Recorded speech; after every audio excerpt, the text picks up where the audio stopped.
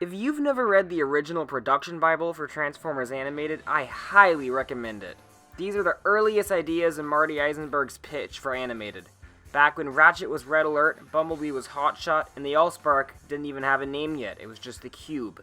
Although, interestingly, all of the character relationships remain completely consistent from pitch to series, with the exception of Red Alert being suspicious of Prowl.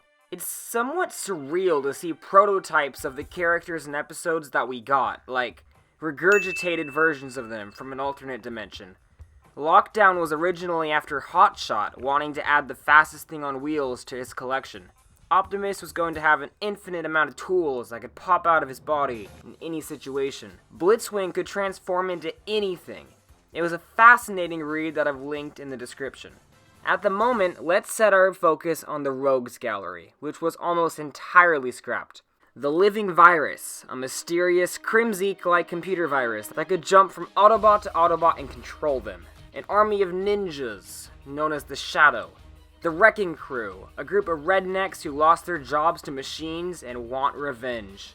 I can already hear Jeff Bennett's voice coming out of these characters. Either you got less kick than a three-legged mule, or this here suit does more than protect me from my own power. What amuses me is that with this massive sandbox of characters laid out, Henry Gilroy said, nah, let's make up Professor Princess instead. What sticks out to me is a character known as the Wraith. This grandstanding glory hound was Detroit's local superhero until the Autobots inadvertently revealed his mystical powers to be nothing more than sophisticated hard-light hologram special effects technology.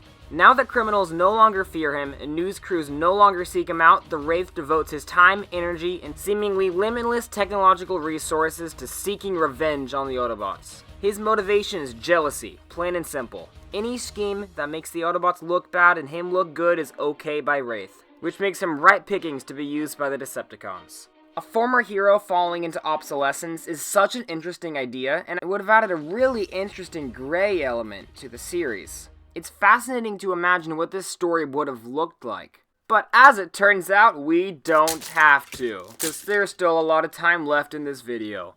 The Wraith did get his own showcase story via a short comic in The Arrival #2, known as Attention Surplus Disorder.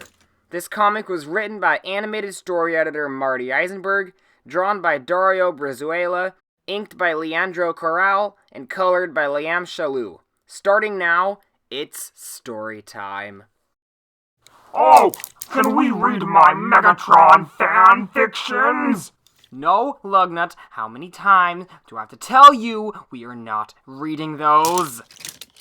There's a special sale going on at a car dealership, but unbeknownst to the announcer, one of these cars is our favorite Autobot, Bumblebee. Didn't this happen in a real Chevy commercial? Tomorrow we're smashing prices. Alright, back up! Whoa, are you serious? He's moving him up! Look at there! That's gonna hurt tomorrow. Bumblebee was merely looking for the I-94 exit, but he does not deny the attention, much to Prowl's chagrin. But as soon as they leave, a certain Shakespearean gentleman is lurking, looking for a chariot that suiteth his fancy.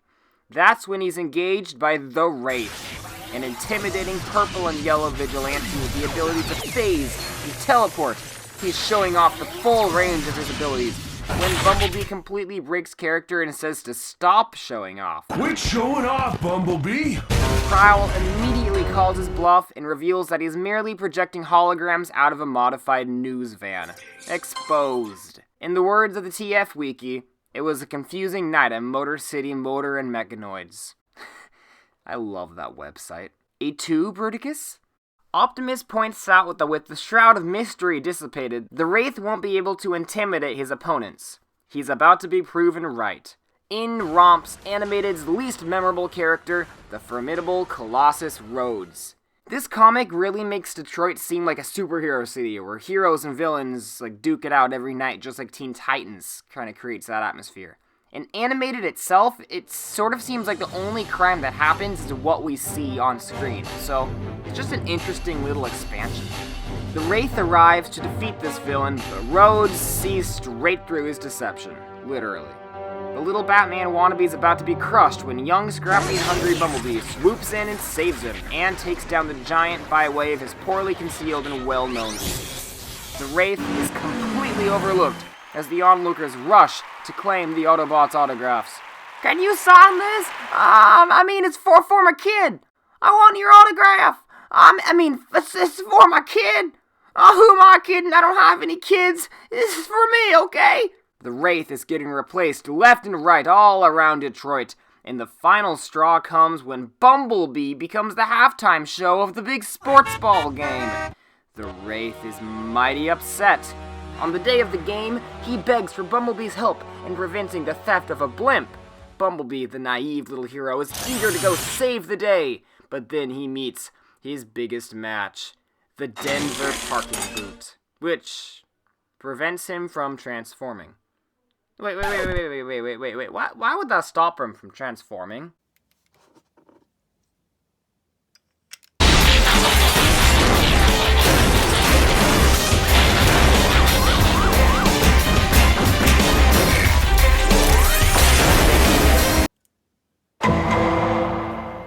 The Wraith goes about hijacking the blimp himself and projects a hologram of Bumblebee.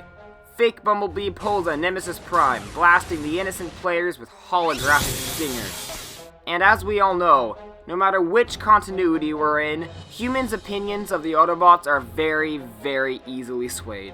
Team Optimus pretty quickly puts it together, and Bumblebee eventually just snaps the parking boot off. What would happen if Blur had a parking boot on? Would he, trip and fall over? The holographic Wraith arrives, ready to reclaim his role as Detroit's true hero, and takes on the mechanical miscreant. Just as he's about to claim praise, he starts seeing double. How do we determine the real Bumblebee? Do we have them race? Bumblebee knocks out the hologram projectors, but the Wraith decides to kamikaze himself straight at the field. In a rare change of events, the Autobots prevent collateral damage, stopping the blimp and capturing the Wraith just in the nick of time. Bumblebee feels bad for him, recognizing that he just wanted a little attention. Optimus says that he'll be getting plenty of attention in the insane asylum. And then there's also a side story where Professor Princess turns Starscream into a drag queen, so that's pretty neat. Attention surplus disorder is a really interesting little story. Say you beef it up to 22 minutes. Expand on the thread of Bumblebee and Wraith both wanting attention. Make them foils for each other and give the Wraith a bit more of a backstory. Explain why he turned on heroism to become such a villain, and then set up the anticipated game in the first act if there's a throwaway line of dialogue. This could be a solid first season episode. I think that the Wraith blows Nanosec out of the water as a character, as an episode, as a foil for Bumblebee. Meltdown bores me when he's on screen. Professor Princess is a little too random and disconnected to be funny. I'd even prefer this episode over Blast from the Past and Sound and Fury. Even though those introduce some classic characters who are great additions to the cast, the episodes themselves are just formulaic and stale. Skipping this character and this story was a really unfortunate missed opportunity. Unpopular opinion, but I think Headmaster and Angry Archer are the two of the most entertaining characters in the entire show, and I love them. Imagine seeing a season 2 or 3 episode where this guy's busted out of prison by one of the Decepticons. Maybe Soundwave wants to use his technology. Or the Wraith himself, seeks out Megatron to help out. And then there's a power struggle as they're both on the verge of betraying each other. Obviously the Decepticon would win, because that's how it works. But there's just a lot of potential here. If you don't have the Arrival comics, you should really get them. They're just 5 little short supplementary stories. There's one where Swindle's trying to con Blitzwing and Lugna into buying his weapons. There's one where Powell buys the rights to Bulkhead's vehicle mode. It's just funny little stuff on the side. You can get them for $5 each on eBay, or you can get the whole set for $40, but that doesn't make sense because that's a bad deal, because you can get them individually for cheaper. Anyway, yeah, just figured I'd tell you that. Goodbye. Megatron, I think you are very cool and good, said Lugnut. Wow, Lugnut. I think that about you also, said Megatron. Let's be real good friends, said Lugnut. Yes, said Megatron.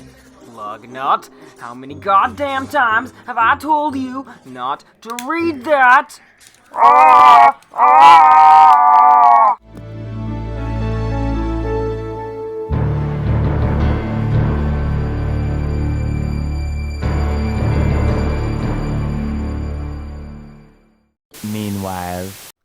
Hey, Cyberverse is about to introduce Blur. I want to see Blur. Don't come to Velocitron if you can't race with the pros. Oh, Blur's kind of like a jerk. It's like the rescue bots, Blur. I don't really want to see this Blur anymore. It may not have been fast enough back there. Blur! Oh, wait, no, I take it back. I'm not ready for him to go yet. No, Blur! No!